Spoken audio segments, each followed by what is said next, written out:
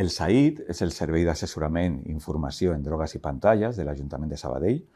És un servei públic, gratuït i confidencial que atén a joves i adolescents en matèries de prevenció de drogues i en matèries de bon ús de pantalles. Al igual que també atenem a joves i adolescents, com hem dit, des dels 12 anys fins als 30, també atenem a famílies amb menors des dels 0 anys fins als 30. Això vol dir que qualsevol família que tingui un dubte sobre l'ús de pantalles que estan fent a casa o si estan preocupats o preocupades perquè el seu fill o filla juga molt a videojocs o ha detectat que està fent apostes online o pensa que està fent un mal ús de xarxes socials, ens pot contactar com a servei i li donem cita per fer una entrevista. També qualsevol professional de l'àmbit educatiu, de l'àmbit del lleure, de la ciutat de Sabadell pot contactar amb el nostre servei per demanar assessoria davant de situacions que detectin sobre usos de drogues amb menors o sobre mal ús o abús de pantalles que estiguin detectant amb el seu alumnat.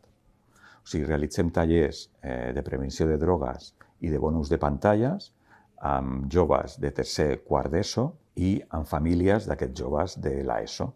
També estem introduint diferents tipus de tallers de prevenció a les escoles de primària, perquè és un tema que estem veient cada vegada més, que l'edat en què es dona el primer mòbil estem amb una mitjana de 10 anys i 8 mesos i tot el sector de prevenció ja ha arribat a la conclusió de que és important que no és una bona edat per donar el primer mòbil. Llavors també com a SAID estem intervenint en aquestes escoles de primària per donar diferents tipus de consells i pautes educatives i una d'elles seria la de retardar l'entrega del primer mòbil. En la mesura del possible haurem guanyat molt si en comptes de donar-ho als 10 anys arribem als 12 o arribem als 14 o arribem als 16. Que entenem que és una situació difícil perquè una sola família pugui fer això, però també és veritat que hi ha cada cop més grups familiars, AFAs, que arriben a la conclusió de que s'associen i decideixen fer l'entrega del primer mòbil molt més tard. Seria aquell ús que a un jove o a una jove li està afectant en el seu dia a dia. Per exemple, està més nerviós, està més ansiós, posa excuses per no sortir, per deixar aquella extraescolar, posa excuses per arribar tard a escola o a l'institut perquè es vol quedar a casa jugant a videojocs, per exemple. Aquestes situacions podrien estar definint el que és un ús problemàtic i és quan les pantalles comencen a afectar-te al teu dia a dia.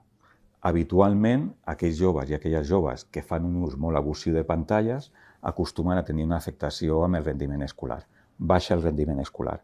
Si els joves veuen que contínuament estem fent un ús de pantalles, contínuament quan arriben a casa veuen que el pare o la mare està a l'ordinador, està amb el mòbil, no? Estem donant un exemple. El primer que hem de fer com a adults és fer un anàlisi propi de dir què estem fent nosaltres amb les pantalles. Tot el que siguin pantalles en aquestes edats, millor al menjador, que és un espai on la família pot veure què fa, què no fa i sobretot acompanyar. És un tema que ja no es tracta només que de forma individual em limiti el mòbil o que la meva família em limiti el mòbil, sinó que és un tema de salut pública i on els estats han d'intervenir per posar una mica pautes de salut pública.